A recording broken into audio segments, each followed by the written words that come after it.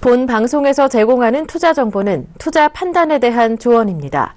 방송에서 제공하는 주식의 가치, 가격 상승 및 가격 하락에 대해서는 방송사에서 보장하지 않습니다. 자, 시청자 여러분 안녕하십니까. 마켓서치 김경남입니다. 마켓서치에서는 국내외 가장 뜨거운 이슈를 정확하게 분석을 해보고요. 그 분석 속에서 나올 수 있는 수혜주와 김경남의 선택을 통해 단 한 종목을 추천해드리고 있는데요. 자, 오늘 저희가 알아볼 이슈는 바로 유럽 미스크입니다. 최근에 도이치방크를 필두로 해서 유럽 쪽에서 좀 미스크가 불거지고 있는데 과연 어떤 문제가 유럽 쪽에서 지금 불거지고 있는 건지 정확하게 분석을 해볼 거고요. 자, 그 분석 속에서 찾아볼 수 있는 수혜주까지 한번 말씀드리도록 하겠습니다. 자, 마켓서치 시작합니다.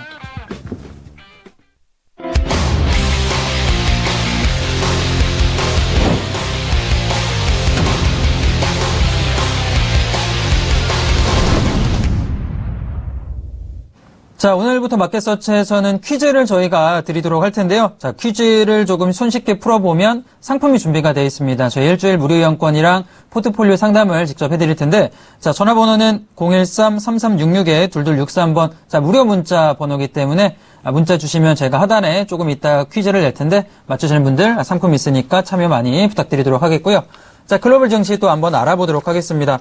자, 전일 어느 정도로 조금 하락세가 조금 나와지는 모습이 글로벌 증시에 좀 불거졌는데요. 자, 미증시부터 조금 보여지면 다우 같은 경우는 마이너스 한 0.47%, 나스닥 0.2%, S&P는 자, 마이너스 0.5% 정도의 하락세가 만들어졌습니다. 어떤 이유로 이렇게 조금 내려갔나 살펴보면 첫 번째 같은 경우 유럽 증시 같은 경우는 굉장히 강세로 시작이 됐어요. 유럽의 시작은 나쁘지 않았습니다. 그러나 지금 미증시 넘어오면서 IMF가 세계경제 전망 보고서를 발표를 했는데 우선 이쪽에서 하락 포인트가 조금 나와주는 모습, 또한 유럽중앙은행이 자산 매입 규모를 축소하겠다라고 이야기가 나왔어요. 자, 그런 이야기 나와주면서 역시나 주가에는 악영향을 미쳤다라고 보여집니다. 우선 IMF 얘기를 조금 더 해보면 세계 경제 전망 수정 보고서를 통해서 2016년에 미국의 성장률을 1.6%에서 0.2%로 하향 조정을 했어요. 굉장히 많이 조금 하향 조정을 했고, 우선 여러 가지 리스크가 지금 불거지고 있는 모습, 특히 정치 불안과 공격적인 보호무역 가능성에 기반한 수치로 보여집니다. 최근에 트럼프 후보 같은 경우도 보호무역주의를 굉장히 이야기를 하고 있고, 동남아시아 쪽이라든가 남미 쪽에 있는 대선 후보들 또한 보호무역을 굉장히 많이 이야기하고 있는 모습이기 때문에 과연 이게 2017년 같은 경우는 어떻게 좀 진행이 될지 좀 지켜볼 필요가 있겠다. 국내 같은 경우는 대표적인 수출 기업이기 때문에 어떤 식으로 진행될지 코스피 같은 경우는 영향이 좀 많지 않을까 그렇게 생각을 하고 있고, 우선 미국의 소비자 물가지수 전망 또한 2.3% 정도로 발표를 했어요. 자, 이 연준 같은 경우가 어땠죠? 2% 미만으로 발표를 했습니다. 하지만 IMF 같은 경우는 2.3%까지 발표됐는데 이게 어떠냐면 2.3% 인플레이션이 살아날 수 있다라고 발표를 하는 거죠. 역시나 금리 인상 속도가 전보다는 빨라질 가능성이 내년부터 나올 가능성이 굉장히 높아진 거고, 제가 항상 말씀드리는 게 어떤 거죠? 12월은 금리 인상이 진행이 될 겁니다. 하지만 지금 12월 금리 인상이 중요한 게 아니라 얼마나 빠른 속도로 진행이 될 것인가가 중요한데 현재는 2.3%, 그러니까 시장 예상치보다는 조금 더 빠르게 금리 인상이 될지도 모른다라는 그런 리스크 요인으로 인해서 주가 하락에 영향을 미쳤다라고 보여집니다. 그리고 우선 블룸버그가 유럽중앙은행 정책 기반자들 사이에 자산 매입 규모 축소에 대한 공감대가 확보되고 있다라는 보도가 나왔습니다. 자, 유럽중앙은행에서 자산 매입 규모 축소하면 어떻게 되죠? 당연히 시장 유동성이 감소를 할 수밖에 없습니다. 자, 시장 유동성 감소 같은 경우는 증시에는 즉각적인 영향을 미칠 수밖에 없기 때문에 자, 이런 점 또한 뉴욕 증시에서는 하락 요인으로 조금 작용을 했다라고 보여지는데요. 자, 조금 구체적으로 종목군들 한번 살펴보자라면 배당 수익률이 높은 유틸리티는 금리 인상이 진행된다라면 악재 요인으로 들어갈 가능성이 굉장히 높겠죠. 배당 매력이 떨어지기 때문인데 듀크 에너지가 마이너스 한 2%, 그리고 PPL 같은 경우 마이너스 3%가량 대표적인 유틸리티 업종군들이 조금 하락하는 모습을 보였고요. 통신업종 같은 경우도 마찬가지입니다. 자, AT&T가 마이너스 2%, 버라이존이 마이너스 한 1.2%가량 하락을 했는데 국내 기업도 마찬가지죠. 대표적인 SK텔레콤이나 LG U+, KT 같은 경우도 고배당주의 유틸리티 성격이 강한 종목이기 때문에 국내 증시 같은 경우도 미국의 금리 인상이 빠르게 진행된다면 당연히 이런 대형 유틸리티, 특히 통신업종 같은 경우도 하락 포인트에 좀 들어갈 수가 있기 때문에 그 점도 한번 지켜볼 필요가 있겠고, 자, 그리고 현재 금융 리츠사 같은 경우도 어제 이어서 계속적으로 하락하는 모습이 보였습니다. 특히 리얼티 인컴 같은 경우는 마이너스 2.5%까지 하락이 되는데 리처업종 마찬가지죠. 대표적으로 월세를 받아서 수익을 내는 포인트인데 금리 인상된다라면 당연히 조금 투자 매력도가 반감할 수밖에 없습니다. 자, 리츠 하락 포인트 나와줬고요. 자, 반면에 금융주 같은 경우는 예대 마진이 올라가기 때문에 금리 인상된다라면 수혜주로 들어갈 가능성이 높은데 어제 같은 경우는 뱅크 오브 아메리카가 1% 상승을 해줬고요. 시티그룹, 골만삭 전부 다 1.5%에서 0.7%까지 올라가는 모습을 보여주는 특징이 나와줬습니다. 자, 그러면서 구글의 지주회사인 알파벳 같은 경우도 0.3%가량의 상승이 나와줬는데 첫 스마트폰이죠. 픽셀에 대한 기대감으로 올라가는 모습이 현재 조금 보여줬고 반도체 칩의 제조업체인 마이크론 같은 경우는 장마감 후에 실적을 발표했는데 자, 주당 손실이 시장 예상치보다는 조금 개선되면서 5센트 정도에 나와줬어요. 어느 정도는 조금 시장 예상치보다는 양호하게 나와줬지만 자, 그럼에도 불구하고 차익 실현 매물 좀 나와주면서 지금 시간 외로는 마이너스 4%가량 하락하는 모습이 보여졌습니다. 자, 전반적으로 금리 인상 가능성 리스크가 고조가 되면서 주가가 내려가는 모습 보여줬다는 특징 나와줬는데요. 유럽 같은 경우는 어제 상승하는 모습이 좀 보여줬습니다. 자동차주가 올라가면서 전부 다 올라가는 모습 보였는데 독일, 영국, 프랑스 같은 경우가 1% 이상의 상승이 만들어졌고요.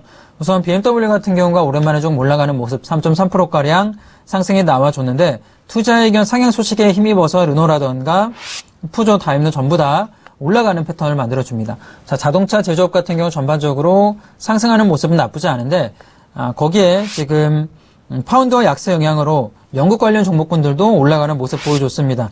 에스테드 같은 경우 1%, 울셀리 같은 경우는 2% 올라가줬는데 역시나 파운드화가 약세로 진행이 된다라면 영국 증시 같은 경우 단기적으로 반등 포인트가 충분히 날 수가 있겠죠. 수출 업종군들 특히.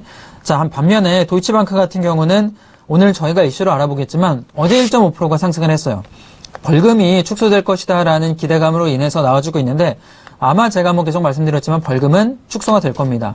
지금 160억 달러 정도는 너무나 조금 큰 벌금이기 때문에 어느 정도 규모가 축소가 될 텐데 그 규모 여부에 따라서도 유럽 은행주들의 관련된 주가 흐름이 굉장히 강하게 연결되어 있지 않나 생각이 들고 자, 그러면서 코메르츠방크라던가 BBVA 전부 다 1%에서 한 0.47%가량의 전반적인 상승은 조금 만들어졌는데 자, 그런 특징도 역시 눈여겨볼 필요가 있다 생각이 듭니다. 다만 유니크레딧이라던가 BNPS 같은 경우는 마이너스 1% 하락이 나와줬는데 도이치방크는 시작일 뿐이다라고 생각이 들어요. 도이치방크 벌금이 시작이 된 거고 다른 대표적인 유럽에 있는 은행주들 또한 벌금이 계속 부과가 될 텐데 도이치방크의 벌금 규모를 보고 나서 시장이 어느 정도는 확인 가능하겠죠. 자, 그런 점 보자라면 유럽의 금융주, 특히 HSBC 같은 경우도 벌금 규모가 상당할 것으로 보이기 때문에 자, 리스크 여부 이따가 한번 이슈 시간에 분석을 또 한번 해보도록 하겠습니다. 자, 국제유가 마지막 좀 알아보면 달러 강세로 인해서 소폭 하락하고 있는데 큰 영향은 없었어요. 오펙 산유국의 감축 영향이 지속되기 때문에 하락이 나와주기보다는 보합세 거의 지금 배럴당 49불까지 올라가고 있는 모습을 자, 보여주고 있는데 우선 러시아 보도에 좀 따르자면 러시아와 사우디가 이번 달에 협상을 조금 들어가겠다라고 이야기 들어갑니다.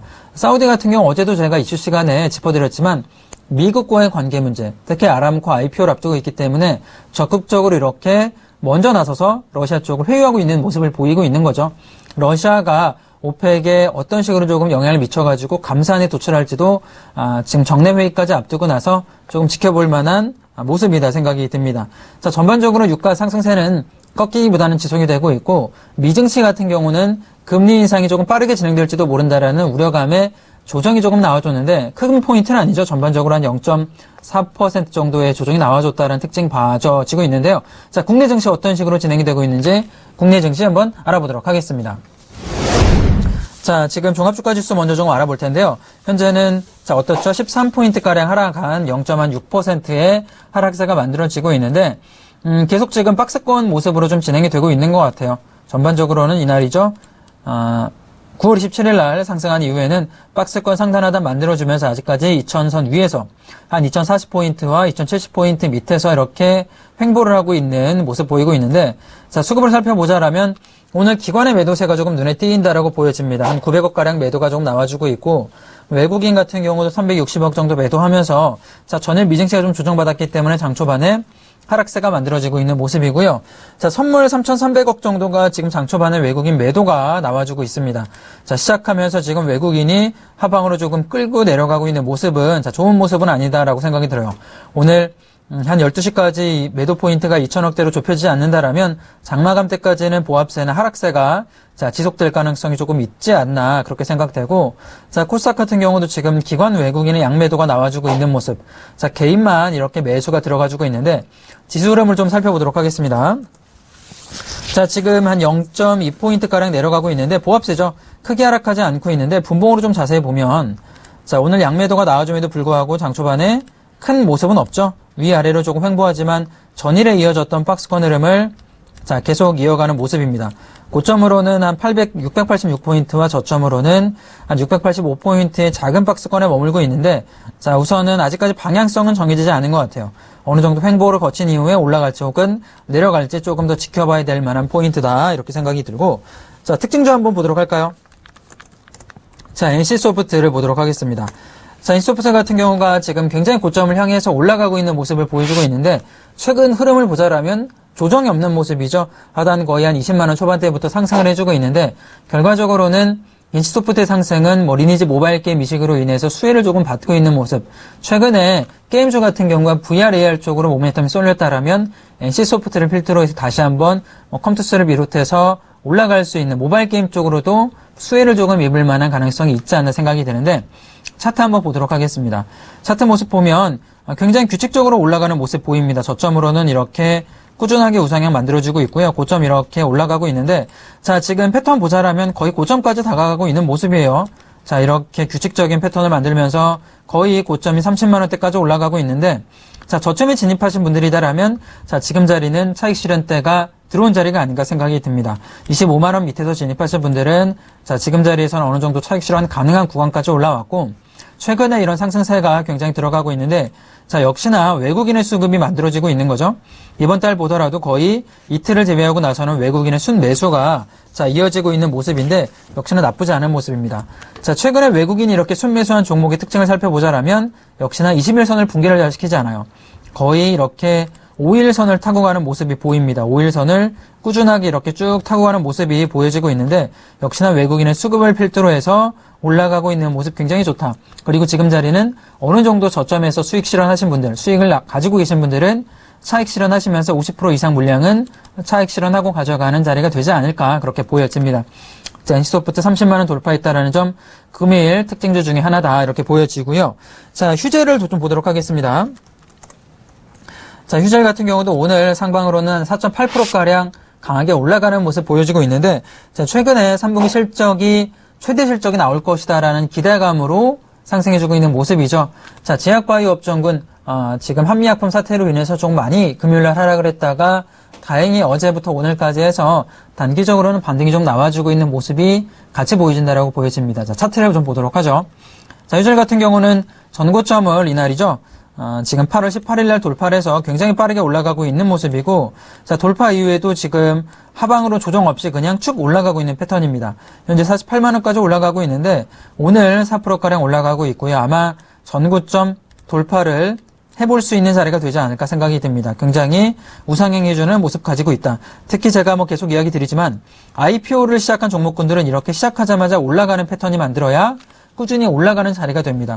IPO 시작을 하자마자, 그러니까 공개 상장을 하자마자 내려가는 종목군들은 꾸준히 내려가는 성질을 가져요. 이 종목처럼 올라가는 종목으로 공략을 할 필요가 있다. 신규 상장 종목군들은 시작하자마자 올라가야 힘을 받아서 올라간다는 특징 역시 휴재를 보고도 알 수 있지 않나 생각이 들고, 우선은 1차적으로는 48만원 돌파 여부가 지속적으로 돌파가 나올지 굉장히 중요한 자, 저항대가 되지 않을까 생각이 됩니다. 자, 휴재까지 한번 알아봤고요. 자, 원익도 한번 보도록 할까요? 자, 원익 같은 경우도 오늘 상승으로 조금 만들어지고 있는 모습. 자, 지금 1.6%가량 올라가고 있는 모습 보여지는데, 자, 최대 실적 전망이 조금 기대가 되면서 올라가는 모습입니다. 지금 이 종목 같은 경우도 제가 종목 상담 많이 진행했던 종목 중에 하나인데요. 저점 여부가 좀 중요해요. 저점이었던 5,000원대 하방 라인이 돌파가 되지 않았기 때문에 우선은 반등이 좀 들어와주고 있는 모습이고, 재무, 현재 주식 자사주 좀 매각을 해서 재무구조 기대감이 있기 때문에 아마 단기적으로는 반등 포인트가 6,7,000원대까지는 올라올 만한 자리가 만들어지지 않을까 생각이 듭니다. 현재는 지금 고점 저점 박스권을 만들어주면서 이렇게 쇠경 패턴이 어느 정도는 만들어지고 있는 자리다 이렇게 판단이 돼요. 우선 이 상태 모습이다라면 7,000원까지는 기술적으로 반등 나와주기 때문에 진입하신 분들은 7,000원까지는 보유하는 전략이 조금 유효하다 생각이 들고, 신규 진입하실 분들 같은 경우도 눌리는 자리가 만들어지기 때문에 저는 5,800원 밑에서는 한번 공략해 볼 만한 자리가 되지 않을까, 그렇게 보여집니다.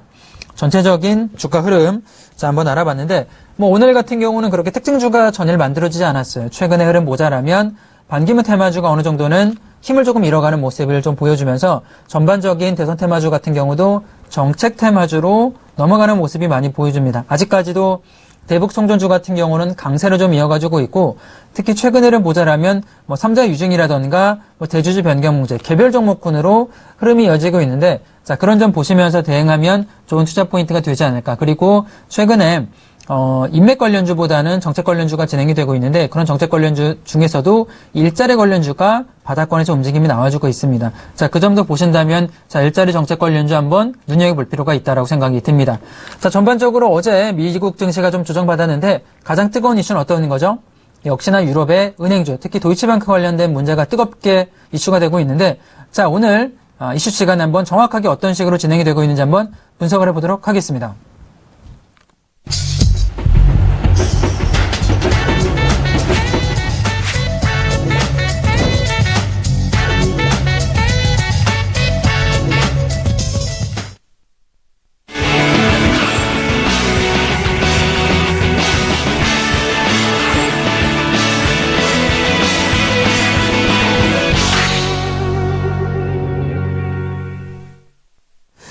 유럽발 리스크 대응 전략은 이다라는 주제로 오늘 김경남 이슈 시간에 한번 알아보도록 할 텐데요.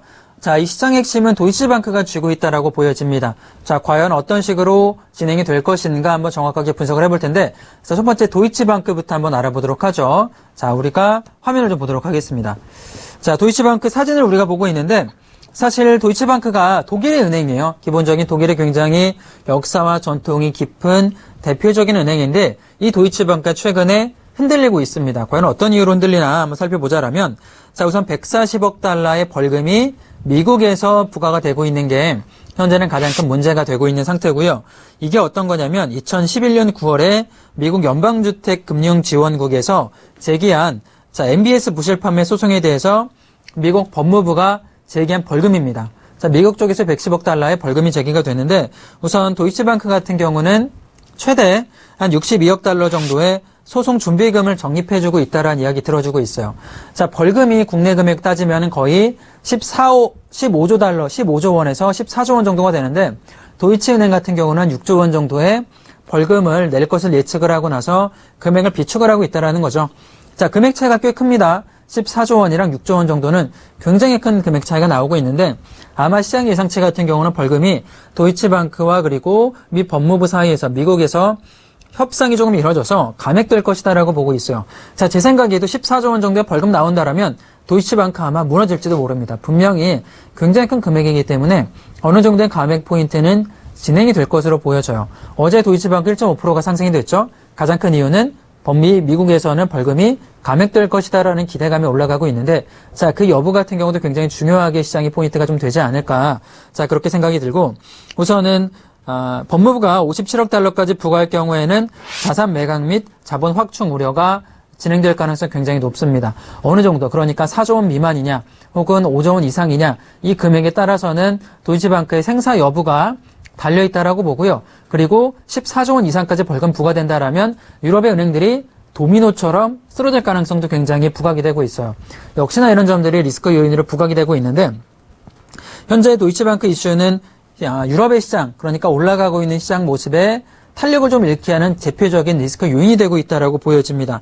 단기적으로는 충분한 시장의 하락 요인으로 볼 수가 있다, 이렇게 생각이 되는데, 우선 이런 유럽 은행의 그런 불확실성, 리스크 요인 같은 경우는 아마 지속적으로 진행될 가능성이 굉장히 높다라고 봐요. 도이치방크뿐만이 아니라 줄줄이 지금 은행들이 벌금이 부과될 것이기 때문에 아마 유럽이 증시가 치고 올라가기에는 무리가 조금 따를 수밖에 없다라고 생각이 들고, 우선 이 소송권에 대해서 좀 이야기를 해야 되는데요.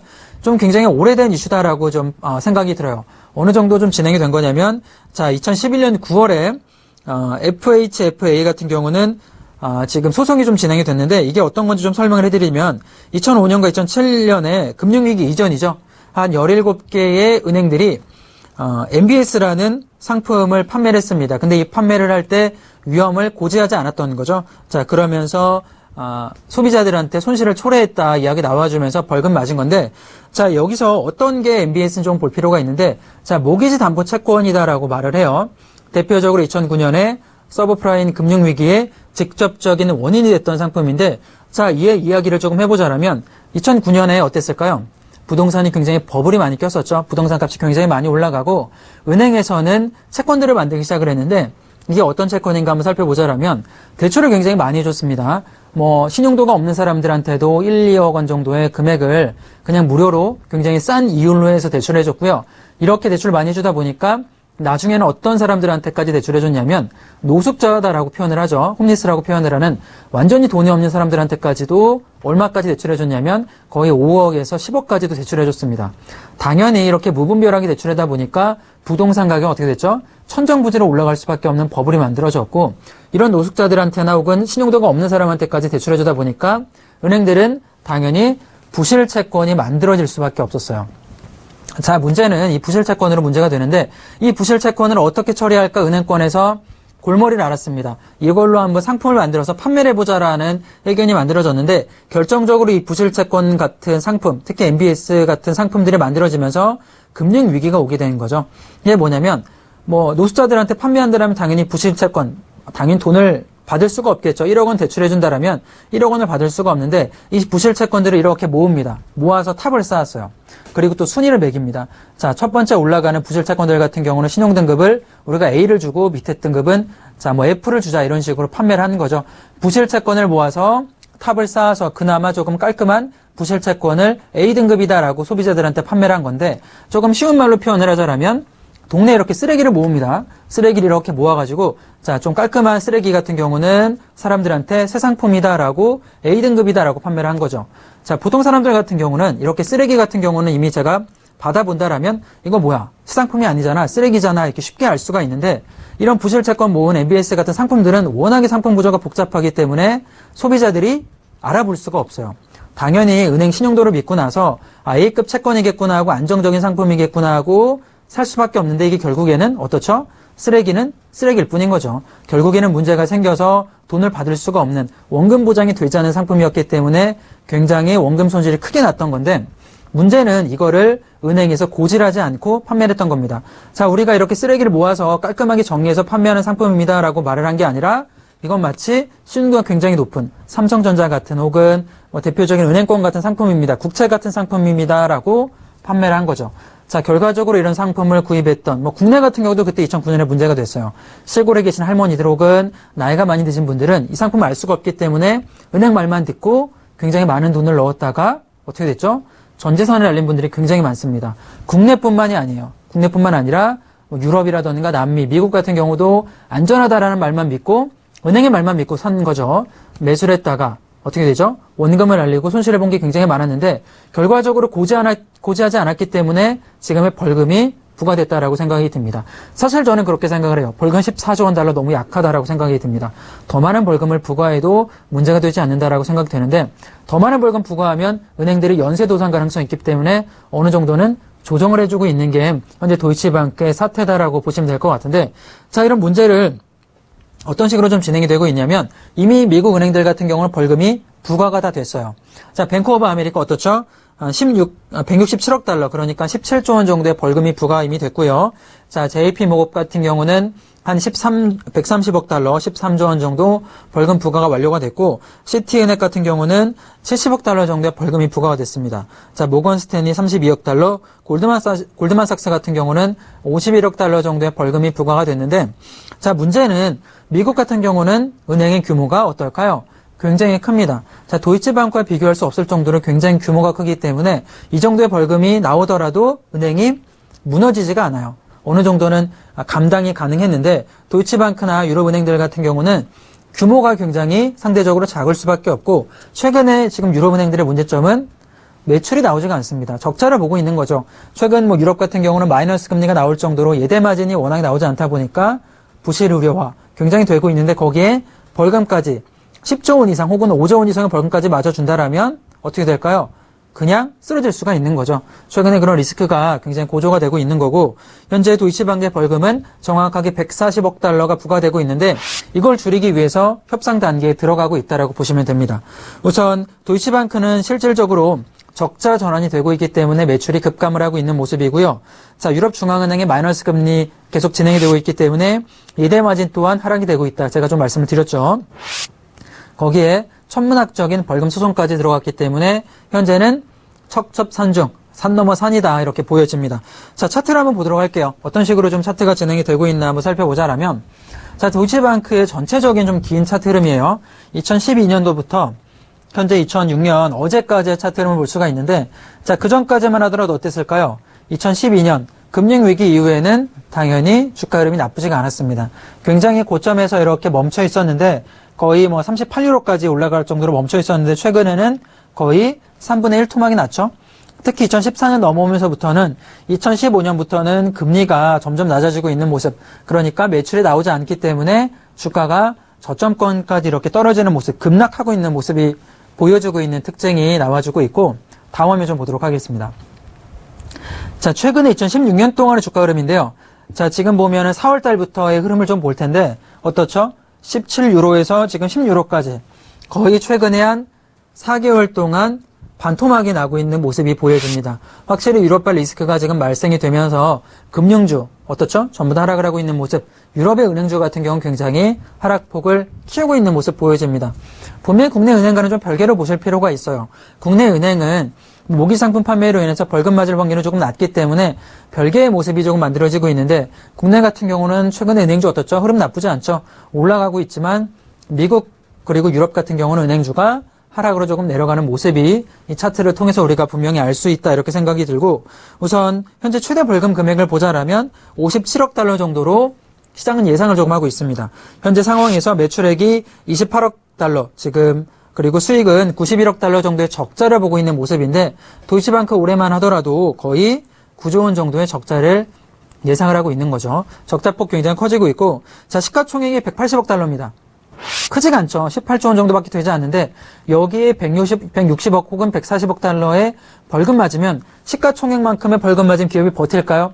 버티지 못하겠죠. 현재 예상치로 잡고 있는 57억 달러 같은 경우도 시가총액 대비 거의 30% 정도의 벌금이기 때문에 굉장히 큰 벌금 규모다라고 볼 수가 있어요. 어떻죠? 굉장히 리스크가 고조될 수밖에 없다 이렇게 생각이 들고 우선 총자산 수익률 같은 경우도 마이너스 한 0.5% 적자를 보고 있는 기업 자 ROE 같은 경우는 마이너스 12%까지 그러니까 매년 영업을 하면 할수록 적자를 보고 있는 상황이다 이렇게 보여집니다. 저는 아마 도이치방크가 무너지진 않을 것으로 보여지는데 문제가 커진다라면 독일 같은 경우도 지원을 해줄 수밖에 없겠죠. 정부에서는 세금을 통해 지원할 수밖에 없는데 자 문제는 이유가 조금 만들어지면서 특히 자 메르켈 총리 같은 경우도 눈치를 볼 수밖에 없어요. 국민들 눈치도 볼 수밖에 없고 유럽에 눈치를 보고 있는 상황에서 마음 편하게 그냥 도와줄 수는 없는 상황에 만들어질 겁니다. 자 분명히 어느 정도는 뭐 대마불사다 대마불사는 없다 이런 식 이야기 돼서 쓰러지게 하는 모습 문제가 생긴다라면 지켜볼 수도 있겠고요. 혹은 세금을 통해서 지원 가능할 수도 있는데 자 이런 리스크 요인 저는 항상 최악의 요인까지 볼 필요가 있다라고 생각이 들어요. 긍정적인 모습 보자라면 어느 정도는 벌금이 감액돼서 긍정적으로 올라갈 수가 있겠지만 최악의 경우 자 미국처럼 그냥 망하게 두고 볼 수도 있습니다. 문제가 생긴다라면 자 그런 최악의 여부까지 한번 보면서 마켓 수치를 통해 흐름을 좀 짚어볼 필요가 있다라고 생각이 들고요. 자 이런 금융업종의 불확실성 같은 경우는 유럽 전체적으로 이어지고 있고 국내 같은 경우도 리스크 요인이기 때문에 한번 지켜볼 필요가 있다 생각이 됩니다. 다시 한번 말씀을 좀 드리면 금융 위기 시절만 하더라도 이런 말도 안 되는 불법 그러니까 MBS를 통해서 모기지 채권을 통해서 수익을 굉장히 많이 쌓아놨어요. 근데 그런 수익이 현재 어떻게 됐을까요? 전부 다 적자를 보고 있는 거죠. 조금 더 올바르게 판매를 해줄 필요가 이번 교훈을 통해서 글로벌 은행들이 조금 배워볼 필요가 있지 않았을까 그렇게 생각이 드는데 자 문제는 현재는 파생 상품으로 좀 넘어가게 됩니다. 2009년에 서브프라임 모기지론 같은 경우는 어떻죠? 이런 파생 상품 규모가 시가 현물을 뛰어넘을 만큼 너무 컸기 때문에 도미노식으로 은행들이 무너진 건데 자 도이치방크 같은 경우도 마찬가지입니다. 현재 2005년 말 기준으로 보자라면 파생 상품 그러니까 이자율 파생인데요. 자, 지금 시장의 내셔널 익스포저라고 볼 수 있는, 그러니까 국제적으로 얼마나 규모가 퍼져 있나 보면은 한 46조 유로에 달한다고 해요. 규모가 굉장히 크고 있는 모습이고, 최근에 헤지펀드 같은 경우도 지금 이 도이치방크에 관련된 파생 상품들을 청산을 하면서 손실을 굉장히 많이 보고 있는 문제가 벌써 만들어지고 있는데, 어떻게 될까요? 이렇게 규모가 크기 때문에 도이치방크 쓰러진다라면 혼자 무너지지가 않을 겁니다. 연쇄적으로 도산 우려가 있기 때문에 자, 그런 점도 한번 지켜볼 필요가 있지 않나. 지금 시장 전체 파생 상품군의 10%의 비중이 여기에 들어가고 있습니다. 자, 쉽게 볼 수만은 없는 문제다. 자, 이렇게 생각이 들고요. 아무래도 좀 긍정적으로 생각을 해보자라면 이렇게 규모가 크기 때문에 단순히 도이치방크 위기가 된다라면 유럽 혹은 독일 정부 차원에서 도와줄 가능성이 높아지겠죠. 저는 도와줄 가능성이 조금 더 높다. 혹은 벌금을 낮출 가능성이 좀 높다라고 보고 있는 편이고요. 자, 우선은 규모가 좀 중요한데 벌금이 30억 달러 미만으로 나온다라면 시장에는 호재로 작용할 가능성이 조금 높아요. 왜냐하면 도이치방크뿐만 아니라 줄줄이 벌금이 이제 다른 유럽 은행들도 나올 텐데 규모가 좀 작을 수 있다라는 거죠. 자, 만약에 30억 달러에서 45억 달러 사이로 벌금이 들어간다라면 저는 중간재료 정도라고 봐요. 호재도 아니고 악재도 아니고 한 나올 정도로 나왔구나라고 보는 거고요. 만약에 45억 달러 이상으로 나온다라면 시장 예상하고 있는 60억 달러, 6조 원 정도의 벌금이 나온다라면 당연히 악재로 작용할 가능성이 굉장히 큽니다. 자, 만약에 100억 달러 이상, 그러니까 시장이 처음 매긴 벌금인 160억 달러 정도 나온다라면 16조 원 정도 나온다라면 연쇄 도산이 만들어질 거다라고 생각이 들고요. 아마 그렇게 되지는 않겠죠. 자, 그렇다면 어떤 은행들이 도이치방크 외에도 줄 소송이 이어지고 있나 한번 보도록 하겠습니다. 사진을 보도록 하죠. 자, 우리가 대표적으로 알고 있는 거의 모든 은행입니다.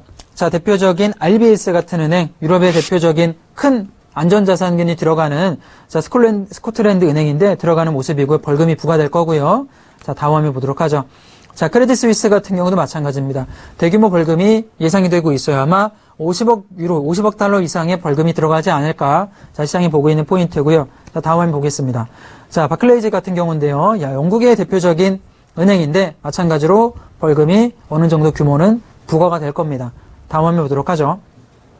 자, HSBC 같은 경우도 마찬가지입니다. 벌금이 현재 부과가 예상이 되고 있는데 지금 우리가 봤던 대표적인 은행들이 어떨까요? 전부 다 벌금을 맞아서 줄줄이 문제가 될 수 있는 요소가 많은데 지금 나왔던 회사들이 전부 다 금융위기 때 상품을 안전하다고 속여서 판매를 했던 회사들인 거죠. 자, 저는 모럴 해저드가 있는 회사들이다라고 보고 이런 회사들이 이번에 벌금을 조금 맞아서 어느 정도는 좀 각성할 필요가 있지 않나 그렇게 생각이 듭니다. 자, 어느 정도까지는 유럽의 금융위기, 그러니까 도이치방크를 필두로 해서 제가 한번 전체적으로 한번 설명을 해드려봤는데 첫 번째 같은 경우는 이렇게 은행주의 리스크, 그러니까 추가적인 벌금이 나와주고 있는 리스크를 한번 알아봤다라면 두 번째 같은 리스크는 우리가 영국을 볼 필요가 있어요. 자, 영국을 한번 보도록 하겠습니다. 자, 다음 화면 보도록 하죠. 자, 이번에 메이 총리의 얼굴을 이렇게 보고 있는데 메이 총리가 영국에 어떤 이야기를 했나요? 자, 어제 이런 이야기를 했습니다. 자, 3월 말 이전에 유럽연합을 탈퇴하겠다. 그죠? 브렉시트 협상의 공식 개시를 위한 리스본 50조를 발동할 것이다 라고 선언을 했는데요. 자, 이게 어떤 건지 제가 한번 리스본 조약이 뭔지 한번 설명을 드리면 화면을 좀 보도록 하겠습니다. 자, 리스본 조약이 어떤 거냐, 우리가 들어만 봤지 많은 분들이 모르실 수 있다라고 생각이 들어요. 천천히 설명을 드리면 자, 유럽연합 간의 헌법입니다. 정식 명칭은 유럽연합의 개정조약이다 이렇게 볼 수가 있겠고요. 2007년에 만들어졌던 건데 2007년 12월 달에 포르투갈 리스본에 모여서 정상들이 서명을 했습니다. 거기서 딴 이름이 바로 리스본 조약이고요. 어떤 거냐면 EU가 국제 무대에서 단일체로서 보다 효율적으로 작동하기 위해서 그런 정책들을 하나 일괄적으로 묶은 거고, 자, 그리고 마지막은 이 리스본 50조 조약이 굉장히 중요한데 만약에 EU를 탈퇴하기 위해서는 리스본 50조 조약이 발동이 돼야 됩니다. 구체적 내용은 첫 번째 탈퇴 의사를 전달을 하고요. 자, 두 번째 같은 경우는 정상회의 협상 가이드라인 마련 및 승인을 진행을 하고요. 영국과 유럽연합 간의 집행위원 간의 협상 진행이 되고, 자, 유럽의회에서 투표를 진행을 합니다. 정말 EU가 나가도, 영국이 EU를 나가도 될지 투표를 진행을 하고요. 마지막으로는 최종 결정이 들어가는 거죠. 자, 리스본 50 조약을 이렇게 순서대로 진행을 해서 EU가 최종적으로 나가게 되는 협상을 진행을 하는데, 우선 영국 같은 경우도 이런 여러 가지 이야기 나와주고 있습니다. EU 측부터는 단일 시장 존속을 위한 잠정 결정 등 최소한의 보장을 얻은 다음에 탈퇴하겠다라고 이야기 되는 게 맞는 게 아니냐, 영국 쪽에서 이런 이야기 나와주고 있는데, 메이 총리 같은 경우는 굉장히 단호하게 하드 브렉시트를 선택을 했죠. 단호한 선택이 나와줬다라는 포인트인데, 우선 영국 같은 경우는 전당대회가 준비가 되고 있는 모습입니다. 분명히 브렉시트를 중심으로 해서 보수당 내 강경파와 온건파의 굉장히 활발한 논의가 벌어질 것으로 지금 보여지는데, 강경파 입장을 보자라면 인구 5억의 EU 단일 시장에 대한 각종 경제 혜택을 잃는 것에 대한 우려감, 자, 이민을 잃더라도, 자, 강경파 같은 경우는 경제적 혜택을 잃더라도 이민을 전면 통제하는 하드 브렉시트를 하자, 이렇게 나와주고 있는 거고요. 그에 반해 온건파 같은 경우는 단일 시장 접근 유지를 위해서 일부 EU 규정을 받아들이자, 그러면서 어느 정도 우리가 시장은 확보를 하자. 수출 여부 같은 경우는 5억 시장 같은 경우는 작지 않기 때문에, 자, 그런 내수 시장 같은 경우 어느 정도 확보하고 안전하게 좀 브렉시트를 하자. 온건파 입장이 진행되고 있는데, 자, 메이 총리 입장 같은 경우 굉장히 단호합니다. 하드 브렉시트를 하겠다라고 이야기하고 있는 거고요. 국민들이 브렉시트 투표를 통해서 나왔던 입장을 살펴보자라면 역시나 이민자 문제 관련돼서 가장 염려하고 있기 때문에 이런 염려를 우리가 정확하게 표출하겠다. 하드 브렉시트를 선택하겠다라고 이야기하고 있습니다. 이민자 통제에 조금 더 핵심 포인트를 둔다라고 볼 수가 있는 거고요. 향후에 이 문제 같은 경우는 유럽, 특히 영국을 필두로 해서 다른 국가들로 전이될 가능성이 굉장히 높습니다. 문제가 뭐냐면 2017년 특히 16년 하반기부터는 투표들이 굉장히 많아요. 정당 투표라던가 대선 투표가 많이 앞서주고 있는 모습인데, 그렇다면 그들의 공약 후보로서 그들의 공약이 EU 탈퇴를 둘 가능성 굉장히 높습니다. 특히 적자를 보고 있는 남유럽 국가들 같은 경우는 EU 탈퇴를 가시화될 수 있는 리스크가 존재하기 때문에, 자, 영국의 EU 탈퇴 여부를 떠나서 추후에 어떤 국가들이 과연 EU를 탈퇴할 것인가 조금 지켜볼 필요가 있겠고, 분명히 브렉시트가 단행이 된다라면 혹은 다른 국가들이 EU를 탈퇴한다라면 리스크 요인, 지수가 올라가기보다는 조금 내려갈 만한 리스크 요인으로 충분히 들어간다라고 보여지는데, 파운드 차트를 한번 보도록 하죠. 자, 제가 이 대표적인 파운드 어제 그 메이 총리가 이틀 전에 이야기를 조금 하면서 파운드가 어떤 식으로 좀 진행이 되고 있는지 살펴보면요. 그 전에 2015년, 14년부터 진행된 차트입니다. 어떻죠? 충분히 파운드화가 지속적으로 약세가 진행이 되고 있는 모습이죠. 특징적으로 보자면, 자, 7월 달에 만든 브렉시트가 이렇게 만들어지면서 급락을 하고 있는 모습인데, 큰 그림 보자라면 브렉시트 이후에 이 파운드화가 좀 약세가 진행됐지만 저점 돌파가 만들어지진 않았어요. 자, 다음 한번 보도록 하겠습니다. 자, 제가 좀 줌을 해봤습니다. 브렉시트가 나온 이후에 이렇게 장대 음봉이 나와서 급격하게 내려갔는데, 그 이후에 어떤가요? 파운드가 회복을 했나요? 아니면 아직까지도 회복하지 못한 모습인가요? 회복을 하지 못했습니다. 파운드의 약세 흐름은 지금 피해갈 수 없는 흐름이다라고 생각이 들고, 자, 지속적으로 하방권에서 좀 머물고 있다가 지금 최근 흐름 어떻냐면 드디어 신저점을 돌파를 했어요. 자, 이 돌파 여부가 굉장히 중요한데, 역시나 하드 브렉시트를 외치고 있기 때문에 파운드의 약세는 어제부터 시작됐다라고 봅니다. 아마 지속적으로 하방권으로, 하단 부분으로 내려갈 가능성이 굉장히 높아졌다라고 생각이 들어요. 굉장히 지금 보면 3개월 동안 만들었던 이 박스권 돌파 여부가 파운드화의 결정적인 하락 여부를 결정했다라고 보고, 추후에 파운드의 여부를 조금 보면서 역시나 파운드 같은 경우도 포지션을 잡아볼 수가 있겠죠. 자, 마켓 수치를 통해서 파운드라던가 혹은 금, 혹은 오일 같은 경우도 ETF 쪽으로 해서 접근하는 전략을 또 추천해 드리도록 하겠습니다. 자, 전반적인 유로, 그러니까 유럽 관련 리스크를 한번 알아봤는데요. 자, 우리가 이 관련 리스크를 통해서 어떤 종목으로 수혜 종목 들어갈지, 자, 김경남의 선택 알아보도록 하겠습니다.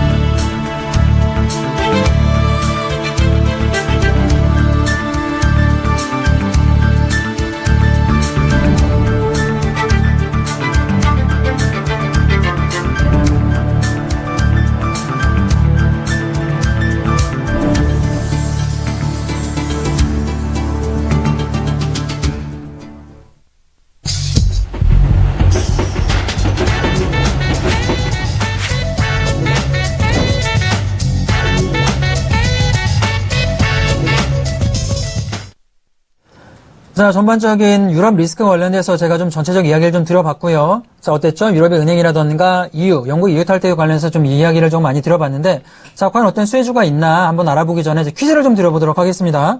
자, 유럽 연합을 탈퇴하려는 국가는 어디가 있을까요? 자, 1번은 하반에 좀 보기 나오고 있는데 1번 영국이고요. 2번 영국, 3번 중국. 자, 보기 굉장히 쉽죠?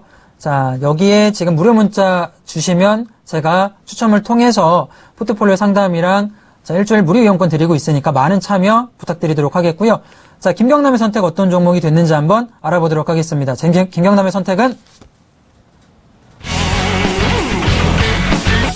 자, 바로 엘컴텍입니다. 자, 엘컴텍 같은 경우는 사실 브렉시트를 통해서 우리가 많이 조금 들어봤던 종목이 아닌가 생각이 들어요. 제이션 시스템이라던가 엘컴텍 어떻죠? 대표적으로 글로벌 위기가 오면 올수록 주가가 리스크 대비 올라가는 종목 중에 하나가 들어가지 않나 생각이 드는데 아무래도 유럽 쪽에서 뭐 지금 은행권 리스크가 고조가 되고 있고 자, 영국의 EU 탈퇴, 브렉시트가 진행이 되고 있는 리스크가 고조되면 될수록 엘컴텍 같은 경우는 올라갈 가능성이 굉장히 높다라고 생각이 듭니다. 자, 기업 내용 조금 더 자세히 한번 알아보면 핸드폰 부품과 LED 조명, 자, 블랙박스 부품을 만들어주는 대표적인 회사가 엘컴텍이다라고 볼 수가 있겠고요. 몽골 쪽에서 금과 구리 개발 산업을 진행을 해주고 있습니다. 자, 그러면서 금 관련주로 엮여주고 있는 모습이죠. 아무래도 금이 대표적인 안전자산군에 들어가다 보니까 주가가 조금 내려갈 때는 엘컴텍 같은 경우 올라가는 모습을 자, 많이 보여지게 되는데 차트를 통해서 한번 보도록 하겠습니다. 자, 엘컴텍 차트 한번 보도록 할게요. 자, 이날이었죠. 이때 주가가 이렇게 한번 강하게 상방 치고 올라갔는데 이때 어떤 때였냐면 바로 브렉시트가 진행이 됐을 때 주가가 이렇게 올라가는 모습을 보였습니다. 그죠? 다른 종목군들이 이렇게 내려갈 때 엘컴텍 같은 경우는 금 관련주, 위험자산군이 아니라 안전자산군에 들어가는 종목이기 때문에 이렇게 올라가는 패턴을 보였고요. 그 이후에 주가 흐름을 좀 살펴보자면 어떤가요? 자, 바닥권에서 이렇게 머물러 있다가 이슈가 만들어진 올라간 이후에는 그 이후에는 그렇게 큰 이슈가 만들어지지 않아서 하방권에서 횡보를 해주고 있는 모습인데 자, 지금 자리 같은 경우는 고점 아니기 때문에 눌림목 자리로 한번 자, 진입을 충분히 해볼 만하다라고 생각이 들고 시장에 현재까지는 뭐 그렇게 큰 리스크가 아직까지 보여지지 않고 있지만 분명히 EU를 필두로 해서 영국을 필두로 해서 탈퇴 여부가 부각이 되면 될수록 어떻죠? 시장의 리스크는 불거질 겁니다. 올라갈 수밖에 없고 특히 도이치방크 같은 경우도 도이치방크로 끝나는 게 아니라 뭐 여러 가지 다른 은행들, 유럽발 은행들한테서 벌금 부과가 계속 진행될 거기 때문에 자, 그런 리스크가 부각이 된다라면 다시 한번 충분히 3,500원까지는 자, 올라갈 만한 모멘텀이 만들어질 수 있다라고 보여집니다. 우선 진입 가격 좀 이야기 드리면 자, 시장가 지금 2,700원인데 2,700원을 한번 드려보도록 할게요. 시장가인 2,700원을 매수 추천가로 좀 드리도록 하고요. 자, 올라간다라면 상방으로는 3,500원까지는 자, 여유 있게 조금 열려 있다라고 봐요. 자, 손절 가격은 2,700원 정도를 자, 대응을 해본다라면 충분히 좀 진입 볼 만한 가격이 아닌가 생각이 듭니다. 3,500원까지 열려 있는 패턴이고 우선 이 종목 같은 경우는 어떻죠? 굉장히 규칙적으로 좀 진행이 돼요. 다시 한번 차트 설명드리면 자, 위아래로 이렇게 규칙적으로 진행이 되고 있는 모습 2차 파동 만들어졌는데 역시나 브렉시트 이후에 생각보다는 리스크 여부가 많이 없어졌습니다. 국내 같은 경우도 안전자산군에 돈이 많이 들어와 주면서 자, 리스크 여부가 완전히 없어지는 모습이지만 저는 엘컴텍 같은 경우는 포트폴리오에 좀 안전자산군으로 좀 넣어볼 필요도 있지 않나 생각이 듭니다. 달러라던가 금 ETF 혹은 엘컴텍 같은 종목군들 다른 종목이 다 내려갈 때는 올라가는 흐름을 오히려 보여주기 때문에 그런 점 본다라면 역시나 해지형으로도 진입해 볼 만한 종목이다라고 생각이 들고 시장의 리스크가 좀 걱정되시는 분들이다라면 지금 조금 눌려주는 자리이기 때문에 한 2,700원 자리에서는 공략해 볼 만한 자리가 만들어지지 않을까 생각이 들어요. 상단 부분으로는 3,500원까지는 어느 정도 모멘텀만 있다라면 들어올리는 패턴이 될 수가 있겠죠. 자, 이런 패턴 대표적으로 제가 어떤 종목을 좀 이야기해 드렸냐면 자, 웨이포트 한번 보도록 할까요? 자, 웨이포트 같은 경우 보면 어떤가요? 종목이 이렇게 똑같은 패턴이죠. 상방으로 올라갔다가 눌려주는 타이밍에 하방으로 시장이 모멘텀이 없을 때는 눌려주고 모멘텀 들어오니까 올라가는 패턴이 이렇게 만들어지고 있는 모습인데 한 17%가량 이렇게 올라갔죠. 자, 저는 엘컴텍 같은 경우도 똑같은 패턴 만들어질 수 있다라고 봅니다. 자, 이렇게 한번 시장에 수급이 들어와준 이상 수급이 들어왔다가 지금 주종을 받고 나서 어떻죠? 한동안 시장이 조금 외면을 받고 있는 차트 패턴인 거죠. 그러면서 어느 정도 시장의 리스크가 고조되고 모멘텀이 들어와 준다라면 다시 한번 자, 웨이포트처럼 이렇게 올라갈 만한 차트 패턴이 만들어질 것이다 이렇게 보여집니다. 단기적으로 3,500원까지 열려 있고요. 시장이 조금 리스크 고조된다라면 4,000원까지도 무난하게 한 번 정도는 올라갈 만한 포인트가 되지 않을까 생각이 듭니다. 자, 엘컴텍 같은 경우 좀 안정적으로 대응해 볼 만한 눌림목이기 때문에 중기로 조금 보시는 전략도 충분히 가능하다 이렇게 조금 말씀을 드릴 수 있을 것 같고요. 뭐 전체적 흐름은 아직까지는 나쁘지 않다라고 보여집니다. 자, 현대건설 AS를 조금 하도록 할게요. 자, 현대건설 같은 경우도 자, 최근의 흐름이 어떤가요? 나쁘지 않죠? 고점을 한번 올라갔다가 오늘 한 0.5%가량 올라가고 있는데 최근엔 건설주 흐름이 나쁘지가 않습니다. 지금 보면 역시나 고점 부근인 상방에 이렇게 조금 멈춰서 돌파가 실패하고 있는 모습인데 자, 저점 고점 만들어 보자라면 아직까지 쇠경 패턴에 만들어지고 있는 모습이고 이 자리 4만원 자리만 돌파가 나온다라면 저는 전고점 부근인 요 4만원 부분만 돌파 나온다라면 뭐 어느 정도는 올라갈 수 있다라고 봐요. 고점 부근까지 올라갈 수 있다. 42,000원까지 최소한 혹은 좀 길게 보자라면 뭐 한 48,000원까지도 올라갈 수 있다라고 보고요. 자, 제이시언 시스템 같은 경우도 보면 자, 최근에 좀 지지부진하게 멈춰 있는 모습이죠. 자, 이 종목 같은 경우 엘컴텍이랑 같이 포트폴리오에 들어가는 종목군입니다. 자, 제이시언에 진입하신 분들이다라면 엘컴텍에 굳이 진입할 필요가 없다라고 보여지는데 같이 이렇게 시장의 리스크가 고조되면 고조될수록 어떻죠? 한 번쯤 이렇게 장대 양봉을 만들어주는 패턴 가져가기 때문에 이 종목도 역시나 모멘텀은 좀 나와준다라면 올라갈 만한 충분히 자, 눌림목이 만들어지고 있다라고 생각이 듭니다.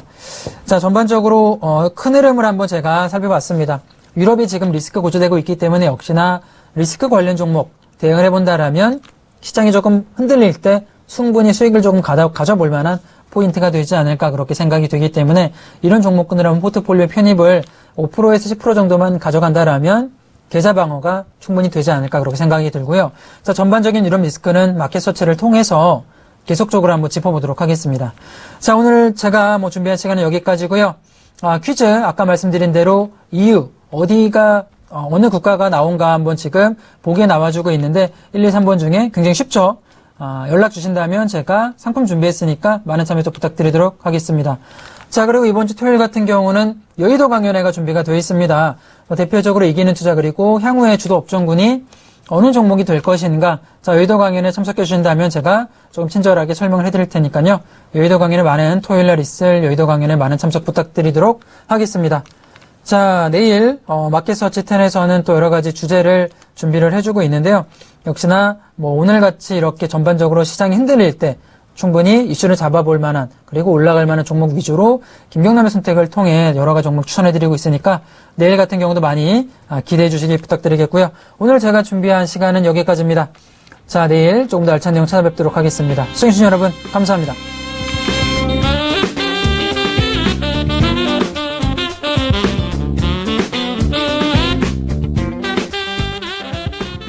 본 방송에서 제공하는 투자 정보는 투자 판단에 대한 조언입니다.